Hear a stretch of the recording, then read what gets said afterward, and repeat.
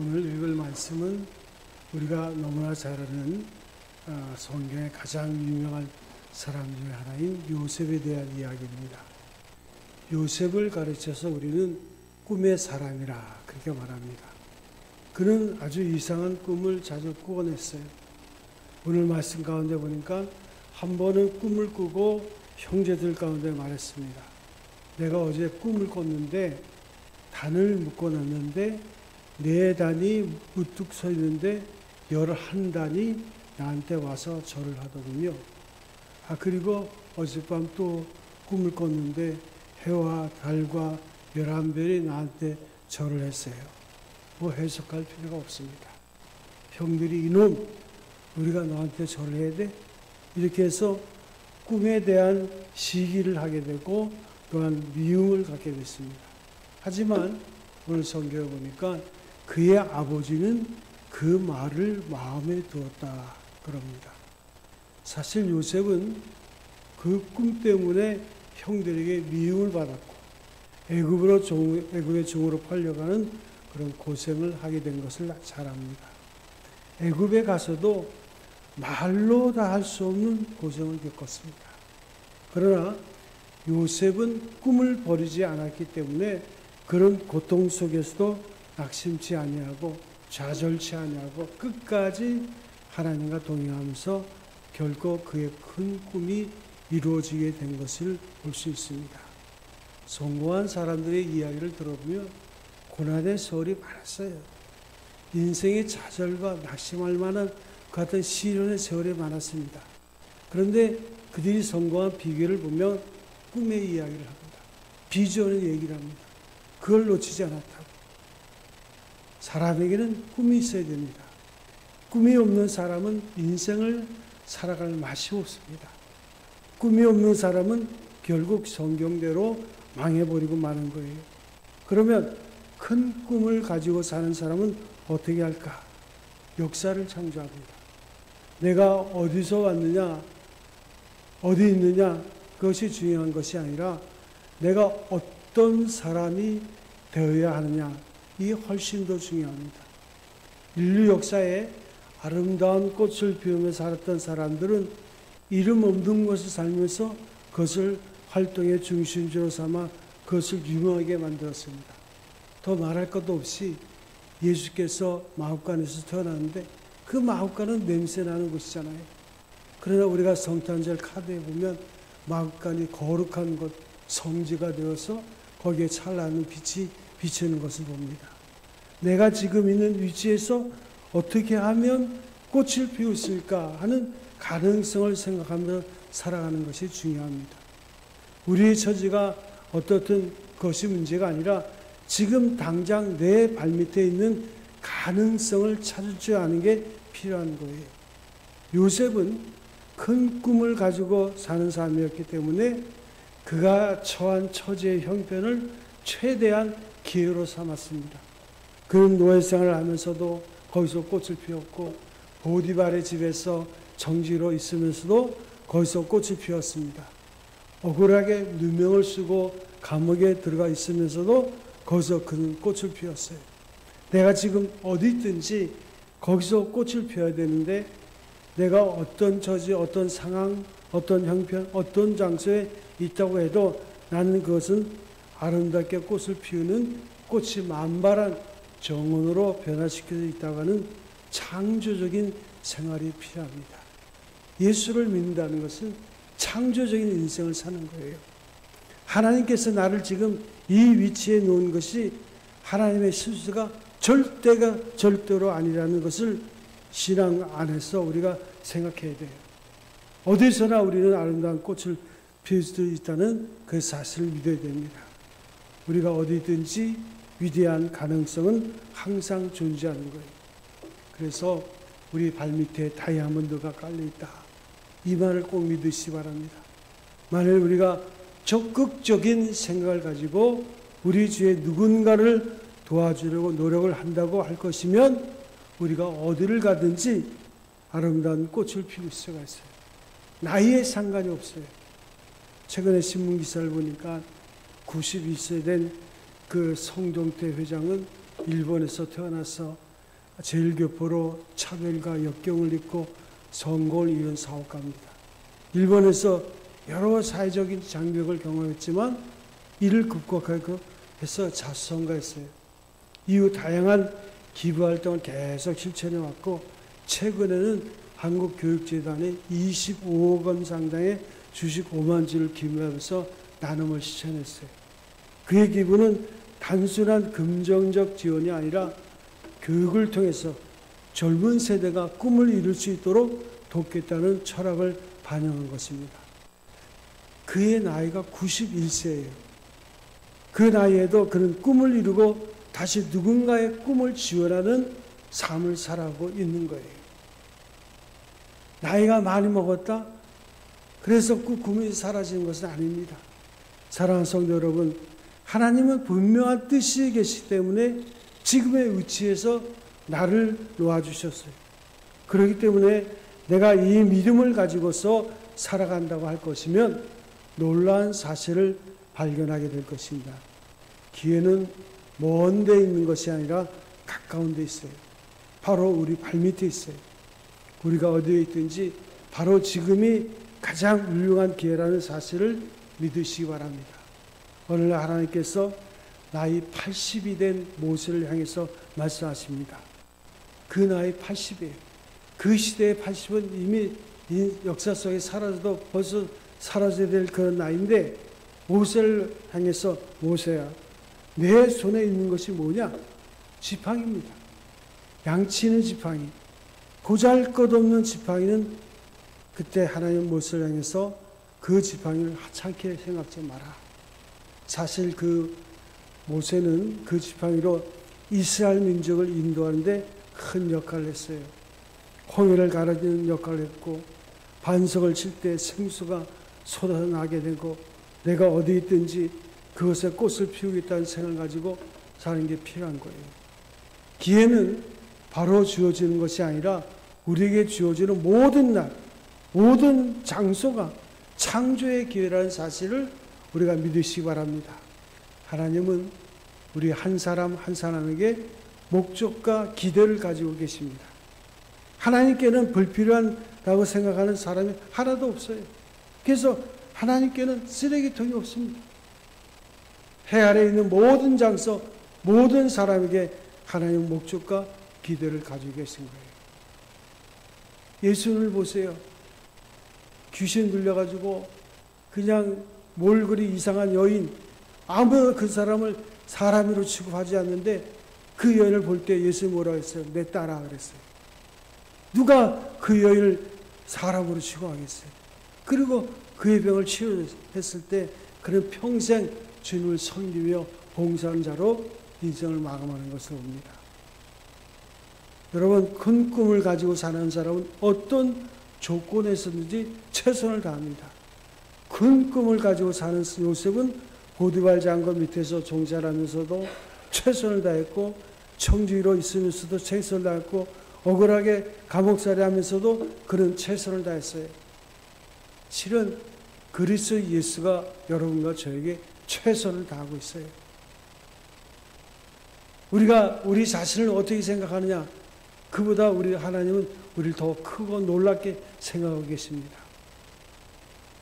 요셉은 그래서 그가 총리가 되었어도 교만하지 않고 최선을 다했고 누구나 성공하는 사람은 우연이 아니라 최선을 다하는 거예요. 오늘 많은 사람들이 노력은 하지 아니하고 성공을 꿈꿉니다. 공들이지 아니하고 큰일을 할 수 있다고 생각합니다. 많은 젊은이들이 갑자기 벼락부자가 되기를 원하고 벼락 성공을 하기를 바라고 벼락 출세를 꿈꿉니다. 이것은 허황이요 망상일 뿐 아니라 정말 벼락 맞을 생각이에요. 씨 뿌리지 않은 데서 날 수가 있습니까? 공부하지 않은 데 성적이 향상될 수 있어요? 원인이 있어야 결과가 있는 거 아닙니까? 결과가 있다면 원인이 있기 때문에 아닐까요? 사람의 꿈을 이룬데도 마찬가지입니다. 사람이 절대로 쉽게 살아가는 것이 아니에요. 고생을 하면서 삽니다. 그래야 사람이 제대로 성숙하고 이제 성장할 수 있어요. 우리는 인생을 쉽게 살려가는 생각부터 버려야 돼요. 쉽게 공부하고 쉽게 성공하고 쉽게 부자가 되고 쉽게 출세하고 그런 일은 없어요. 인생의 모든 일이 결코 그렇게 만만한 것이 아닙니다. 쉽게 되는 것이 아닙니다. 성공의 길은 가시밭의 길이요 영광의 길은 고난의 길입니다. 또한 큰 꿈을 가진 사람은 언제나 긍정적입니다. 사람은 그 생각되는 대로 하는 대로 되는 거예요. 긍정적인 생각을 가지고 있으면 무슨 일이나 긍정적인 반응을 할 수가 있어요. 실패하지 않을까, 잘못되지 않을까 하는 생각을 하게 되면 자연히 그 일이 두려워지게 되고 패배주의에 사로잡히게 됩니다. 그래서 우리는 실패에 대한 공포가 우리 집에 있어서는 지배하에 있어서 절대로 안 되는 거예요. 불행한 것은 자금의 우리 국민들의 모습을 보면 패배의식이 자리 잡고 있는 것 같아요. 지금이 어떤 시대인데 이 시대 속에서 우리가 모든 것을 도전의 기회로 삼는 생각보다는 오히려 많은 사람들이 겁을 못 집어먹고 있어요. 지금 보니까 이게 정치도 보니까 야 이러다가 우리가 후진국 되는 거 아니냐? 이 나라가 여기서 끝나는 거 아니냐? 우리의 설당이 없는 거 아니냐? 역사의 낙오자가 되지 않는가? 국내적으로 볼 때도 국내적으로 보면 사회 부정부패 오뚜기 제거나 정부가 아무리 애써와도 달라지는 게 없고 뭐 계엄을 하고 막 그래서 뭐 계몽이다 뭐 하지만 한국 사회에 가득한 여러 가지 사역을 어떻게 써야 되느냐? 우리의 분에 넘치는 망극적인 사치, 소비, 허용, 항량 결국 역사의 재물이 되고 사회 패배자가 되고 최근에도 보니까 어느 국회의원의 아들이 마약을 했는데 그 국회의원은 마약 퇴치운동의 홍보대사인데 그 아들은 마약을 하고 다니는 거예요. 이런 어두운 풍조와 패배의식이 우리 국민의 마음속에 은연중에 바닥에 마련되어 있어요. 그래서 잠언에 보면 꿈이 없는 민족은 방자에 행한다 그랬어요. 패배의식에 사로잡혀 있는 사람에게는 어떤 현상이 나타날까요? 이런 사람들은 숙명론의 노예가 되고 맙니다. 모든 일이 다 그렇게 운명되어졌기 때문에 별도리가 없다고. 다 발자가 그렇다고. 어제가 3.1 운동 우리가 몇 주년 됐다고 그렇게 하면서 우리가 기념식도 하고 그랬지만 생각해 보세요. 그때 상황을 생각해 보세요. 전혀 이민족에는 소망이 없었습니다. 그렇지만 10대 유관순부터 시작해가지고 많은 사람들이 그 33명 가운데 대부분이 다 크리스찬들이에요. 민족의 소망을 가지고 대한민국 독립을 외쳤습니다. 그러니까 생각해보면 뻔하지 않습니까? 아무런 무기도 갖지 않냐고 무장주로 결국 교회가 불타고 그 수원에 있는 어떤 교회는 그냥 예배 드리는데 그냥 불을 질러가지고 다 불타서 없어져 버리고 그런 시련을 가고 있어요. 나라가 참 약하면 별 수 없어요. 이번에도 그 트럼프와 그 젤렌스키 우크라이나 대통령이 만난 거 보세요. 얼마나 무시를 당합니까? 그 푸틴이 말하기를 트럼프가 때리려고 했다고 그런 얘기까지 할 정도로. 그 복장도 그냥 이렇게 야구하니까 그 옆에 있던 어떤 아니 미국 대통령을 만났는데 정장을 입지 않고 왔다고. 나 우리나라가 전쟁하니까 우리 할 수 없이 내가 이렇게 입고 다닌다. 전쟁이 끝나면 나도 정장을 입을 거다고. 그러면서 뭐 아니 문제는 그 나라에 대한 아무것도 보장하지 않냐고 무조건 뺏어가는 거예요. 깡패예요. 자기네들이 무기를 대준 것보다 더 많은 750조 원을 내놓으라고. 그걸 내놓을 수 없으면 그 나라의 광물의 절반을 가져가겠다고. 참 그 생각하면 이렇게 가난하고 어려운 나라는 이렇게 무시를 당하는 거예요. 우리나라가 그랬다고요. 100여 년 전에 우리나라도 얼마나 무시를 당했어요.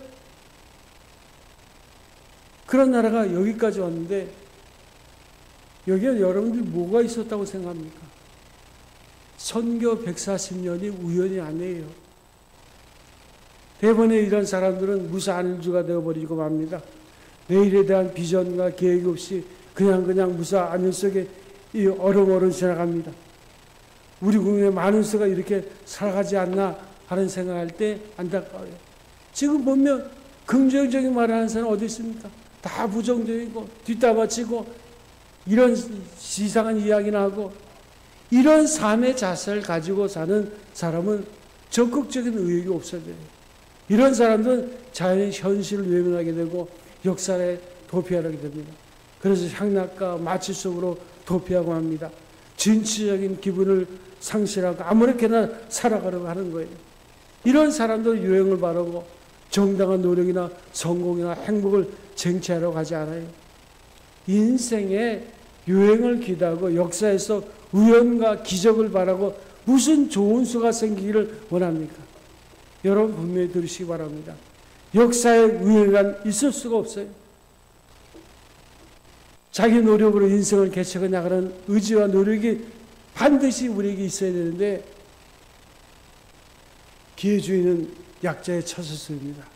이런 사람들은 자연히 자기 중심의 이기주의가 되는 거예요. 돈이 제일이니까 무슨 일 해서라도 돈만 벌면 된다는 황금주의에 빠지고, 모든 수단과 방법을 위해서도 권력만 잡으면 된다는 권력 만능주의 사상이 우리 사회에 지금 만연해 있지 않습니까? 나라와 국민은 망해도 나의 이익, 나의 의욕만 충족시키면 된다는 파렴치한 이기주의의 망국적인 태풍이 국민의 정신을 흐려놓고, 그래서 법을 집합하고 정의를 무시하고 영치 불교하고 금욕과 권력을 추구하는데 몰두하고 있어요.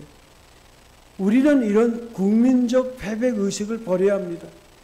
우리 국민의 의식구조와 생활신조와 정신재화와 가치관과 인생관의 계획이 필요한 거예요. 이것이 살 길이에요.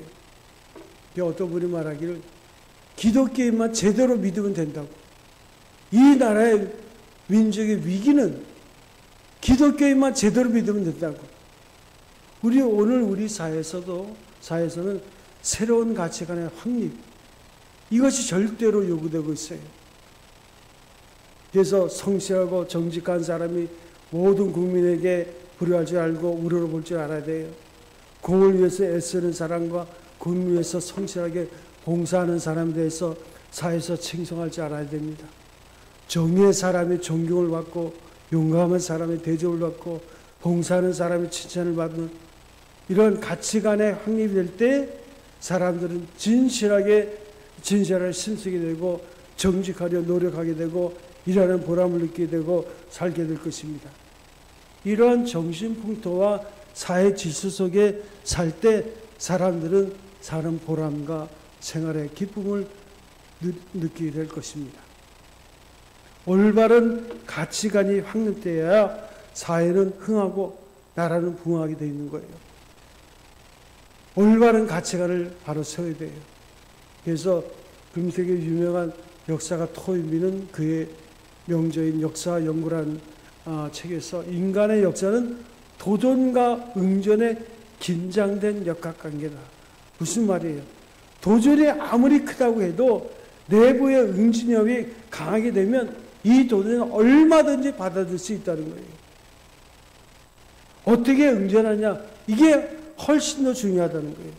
적극적으로 긍정적으로 응전하면 승리하고 성공하지만 부정적으로 소극적으로 응전하면 실패할 수밖에 없어요. 이 나라의 역사를 보세요. 그 환경이 얼마나 험악했습니까? 전쟁부터 6.25 전쟁부터 시작 또 일제치하 그 이전에 얼마나 참 험악한 세월이었습니다. 그렇지만 응전이 더 적극적으로 대처를 하니까 기회가 주어졌던 거예요. 상황이 다르다는 말이 아닙니다. 조건이 다르다는 말도 아니에요. 그래서 토인비에 의하면 한 사회나 문명의 쇠퇴나 몰락은 외부적인 요인에 기인하는 것이 아니고 내부적인 요인에 기인한다고 말하면서 한민족이 창조력을 잃어버릴 때 그 사회는 쇠퇴하고 만다는 역사를 펴겠습니다. 사랑하는 성도 여러분, 지금 우리는 어디에 서 있습니까? 역사는 가혹한 도전 앞에 서 있는 거예요. 여러분, 이 역사는 가혹합니다. 힘이 없으면 젤렌스키처럼 우크라이나처럼 그렇게 무시를 당하고 윽박지르고, 그래서 이 도전을 극복해야 개인이 성공하고 나라가 번영하는 거예요. 이 전을 우리는 긍정적으로 적극적으로 해야 됩니다. 그것이 우리의 성공과 꽃을 피우는 일에 힘을 쓰게 되는 거예요. 모든 문제는 해결에 있다는 사실을 믿으시기 바랍니다. 만약에 우리가 해결할 수 없는 것 같이 보이면 도전 앞에 섰다고 할 것이면 사실 우리가 그 도전을 바르게 확인하지 않을 가능성이 있다는 거예요. 도전을 극복하는 데 가장 중요한 것은 도전을 정확하게 파악하는 데 있는 거예요. 성경에 보면 똑같이 허락한 약속의 땅을 들어가는 사람들이 12사람이 있었는데 거기 가서 40일 동안 다 돌아보고 와서 대다수의 10사람은 야, 거기 가니까 자이언트 거인들이 살고 있더라. 그 성곽만 보니까 야, 그렇게 견고한 성곽이 어디냐. 그런 패배의식이 사로잡히는 거예요. 안 되겠다고. 하나님이 약속은 했지만 못 들어가겠다고 그렇게 판단했어요. 도전에 응전할 수 없다는 판단을 했어요. 그래서 그 땅은 하나님이 주시기로 약속한 땅이지만 점령할 수 없다고 생각해서 싸움을 염두도 못 내고 포기하려고 했어요. 그때는 얼마나 많은 국민들이 낙심합니까? 공동묘지가 없어서 여기다 하면 되냐고. 그러나 여호수아와 갈렙은 달랐어요. 도전 앞에 판단을 바랬습니다. 어려운 것을 모르는 것은 아니지만 어려움이 있음에도 불구하고 하나님이 우리와 함께 하시게 되면 이 거대한 도전, 엄청난 문제를 해결할 수 있다는 확신이 있었어요. 이 시대의 정신은 그리스도 예수입니다. 예수의 소망은 여러분이에요. 여러분이 제대로 살면 이 민족이 서는 거고, 여러분들이 하찮게 인생을 살면 이 민족은 망하는 거예요. 빌립보서 1장 6절에 너희 속에 착한 일을 시작하신 이가 그리스도 예수 날까지 이루실 줄을 우리가 확신하노라. 내가 있는 바로 그것이 그리스도 예수로 말미암아 꽃을 피울 수 있다는 사실을 여러분이 믿으시기 바랍니다. 주님은 모든 문제의 열쇠가 되셔요. 우리가 적극적이고 창조적으로 생각하기 시작하면 반드시 하나님께서 우리를 써주시는 거예요. 여러분이 가진 놀라운 꿈을 쓰레기통에 버리기 전에 쓰레기통을 멀리 버리시기 바랍니다. 그리고 쓰레기통 대신에 해결의 상자를 갖다 놓으세요. 하나님을 온전히 믿으세요. 여러분 어려운 문제를 하나님께 온전히 맡기세요. 하나님께서 이 문제를 통해서 꽃피기 원하시다는 사실을 믿으시기 바랍니다. 그러므로 환난 날에 나를 부르라. 내가 너를 건지겠고 네가 나를 영화롭게 하리라. 사람으로는 할 수 없으나 하나님은 하십니다. 믿으시면 아멘 하시기 바랍니다. 하나님은 모든 씨앗이 싹트기를 바라요. 하나님은 모든 사람이 기쁨과 평화를 맛보기를 원합니다. 거기에 바로 우리가 포함되어 있어요. 그래서 꿈을 가지고 사는 사람은 자신감이 있습니다. 여러분 어떤 문제에 봉착했습니까? 그것이 그렇게 어렵습니까? 그 문제를 볼 수 있다고 믿으시기 바랍니다. 그러면 풀 수 있는 거예요. 모든 일에는 반드시 길이 있습니다. 하나님께서는 이사야에게도 사막의 길을, 광야의 길을 사막의 강을 내서 하나님의 백성들로 하여금 하나님을 찬양하고 기쁘게 하리라 하겠어요. 길을 찾지 못해서 그렇지 꼭 길이 있는 거예요. 어려운 것이지만 해낼 수 있다고 깊이 믿을 때 현명한 생각, 창조적인 사고, 멋진 영감이 생기게 돼 있어요. 주님께서 말씀하십니다. 너의 믿음대로 될지어다. 자신감이 무엇입니까? 그것은 우리 안에 있는 하나님의 능력이에요. 빌립보서 4장 17절에 내게 능력 주신 자 안에서 내가 모든 것을 할 수 있느니라. 믿으시면 아멘 하세요. 이 얼마나 자신감이 넘치는 말입니까? 여러분 우리에게 부정적인 감정은 말하자면 열등감이나 무력감이나 무가치감이나 패배감 같은 것을 몰아냈어요. 자신감이란 긍정적인 힘으로 우리의 파괴적 악마를 우리의 마음속에부터 아예 제거해 버리세요. 사랑하는 성도 여러분, 우리의 삶을 위한 하나님의 계획을 찾아서 그에 따르는 것은 자신감을 갖는 거예요. 사랑하는 성도 여러분, 주 안에서 자신감을 갖는 여러분 되시기 바랍니다. 모든 문제를 해결할 힘이 생기는 거예요. 하나님께서는 이미 우리의 생애를 위한 그분의 계획을 가지고 우리에게 제시해 주고 있어요. 하나님께서 이미 우리 민족의 삶 속에 역사하고 계십니다.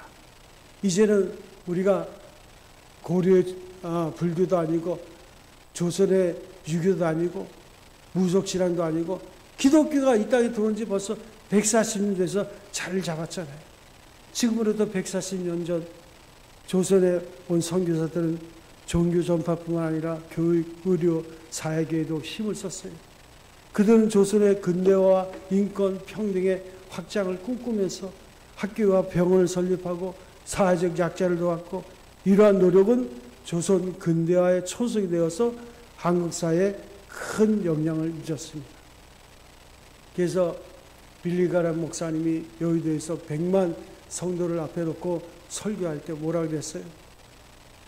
자기가 카나다에 가서 새벽에 잠을 깰 때 새소리에 잠을 깼다. 일본에 가서 새벽에 잠을 깬 것은 자동차 엔진 소리에 잠을 깼다고. 한국에 와서 새벽에 잠을 깬 것은 새벽 종소리에 잠을 깼다는 거예요. 옛날에는 새벽에 종을 쳤거든요. 음악을 틀어줬거든요.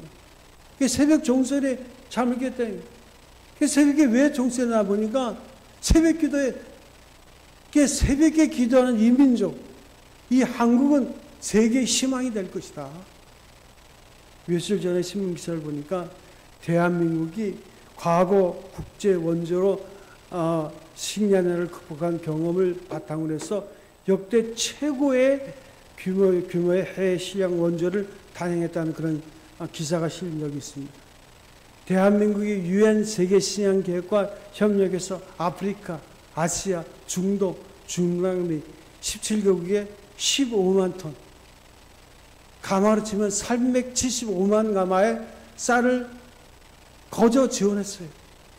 역대 최고 규모의 해외 시장 원조를 단행했어요. 한때는 과거 72조 원 규모의 원조를 받았던 한국이 이제는 그 쌀을 무상으로 어려운 자들이 나눠주게 됐단 말이에요. 한국산 쌀의 수혜자 만족도는 90%를 넘었다 그랬어요. 이번 지원은 한국의 글로벌 리더십을 강요하는 계기가 될 것 절망이다 그랬어요. 하나님이 함께 하시면 능치 못할 일이 없는 줄로 믿습니다. 140년 전 세계 최빈국, 유교 직후 세계에서 제일 못 산 나라. 그러나 지금 하나님께서 여기까지 인도하셨어요. 우리는 꿈만 있으면 되는 거예요. 그 꿈을 현실로 옮기는 힘이 필요합니다. 그것이 없을 때는 아무 소용없는 공상망상으로 되어버리고 마는 거예요. 그 힘이 어디서 올까요? 선지자 이사야는 이렇게 말합니다. 오직 여호와를 앙망하는 자는 새 힘을 얻으리니 독수리의 날개치며 올라감 같을 것이요 다른 박자라도 곤비치 아니하겠고 걸어가도 피곤치 아니하리로다. 세상은 원기왕성한 사람에게 속해 있습니다. 꿈이 있는 사람에게는 원기가 왕성합니다. 그가 하는 일에 열의가 있어요. 그 가슴이 뜨겁습니다. 열의가 있는 사람은 다른 사람의 마음도 뜨겁게 할 수가 있어요. 그래서 영성학자 리차드 박스는 내 가슴이 뜨겁기 전에 다른 사람의 가슴을 뜨겁게 할 생각도 마라. 열이라는 것은 헬라 말로 엔디오스인데 그 말은 하나님 안에서라는 뜻이에요. 우리가 하나님 안에 있는 사람은 마음이 뜨거운 거예요. 전에 선지자들은 하나님의 말씀을 묵상할 때 가슴이 뜨거워서 견딜 수가 없었어요. 하나님 안에 있는 사람은 힘이 있는 거예요. 모든 사람에게는 세 가지 욕구가 있다 그래요. 하나는 정치의식, 하나는 안정감, 다른 하나는 자극에 대한 욕구. 큰 꿈을 가지고 사는 사람은 자극에 관한 욕구가 강한 거예요. 위대한 꿈은 단지 그 정도로만 성취되는 것이 아니라 그것을 초월해서 더 많이 성취된다. 우리가 하나님 앞에 간구하는 모든 간구를 감사함으로 아뢰면 성경에도 말씀했습니다. 넘치는 것으로 이루어주신다. 예수께서 말씀하셨잖아요. 구하라, 찾으라, 문을 두드리라. 구하는 자는 구할 것이요, 찾는 자는 찾을 것이요, 문은 두드린 자에게 열릴 것이라.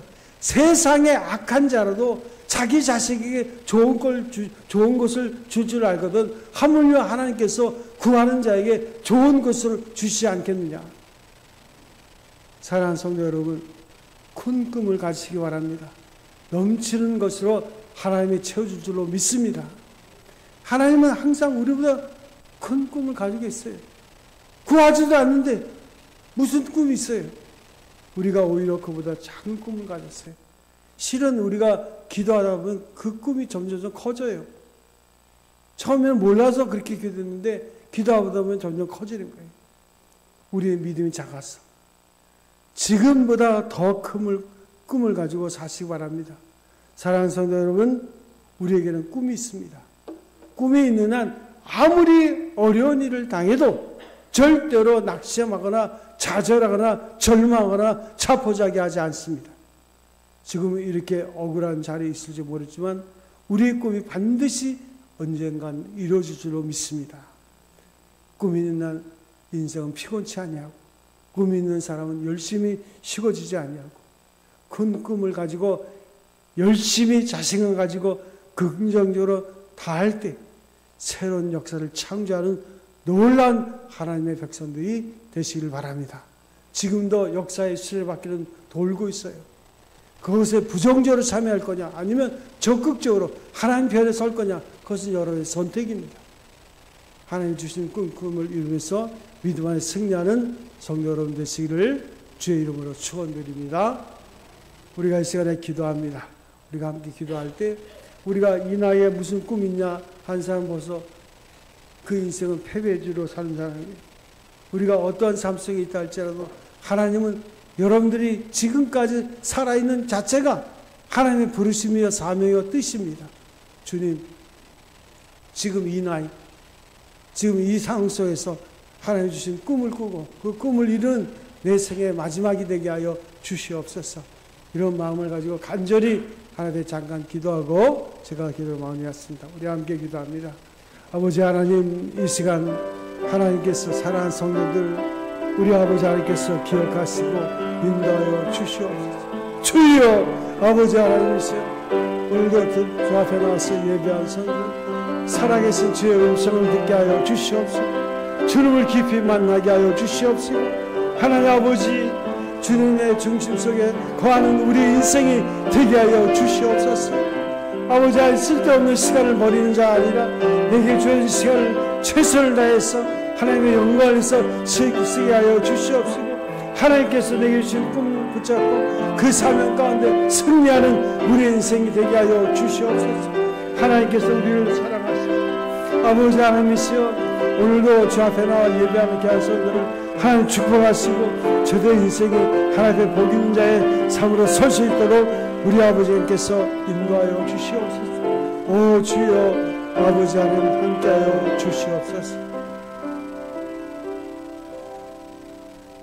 복 있는 사람은 악인의 길을 쫓지 않고 죄인의 길에 서지 않고 오만한 자리에 앉지 아니하고 오직 여호와의 율법을 주야로 묵상하는 자로다. 주여, 우리가 늘 주의 말씀을 우리의 가슴속에 새기게 하여 주시옵소서. 너는 내게 부르짖으라. 내가 내게 응답하겠고 내가 알지 못하는 크고 비밀한 일을 내게 보이라 하신 말씀처럼 우리가 기도의 응답으로 오늘도 믿음 안에 승리하는 귀한 삶을 살게 하여 주시옵소서. 우리를 통해서 하나님께서 우리를 통해서 이루시지 않는 놀라운 꿈을 이루게 하시고 역사의 주인공으로 하나님 앞에 설 수 있는 우리의 심령과 가정과 우리의 가족 구성원들이 될 수 있도록 하나님 인도하여 주시옵소서. 이 교회가 되게 하시고 우리의 민족이 되게 하여 주시옵소서. 우리 주 예수 그리스도의 이름으로 기도합나이다. 아멘.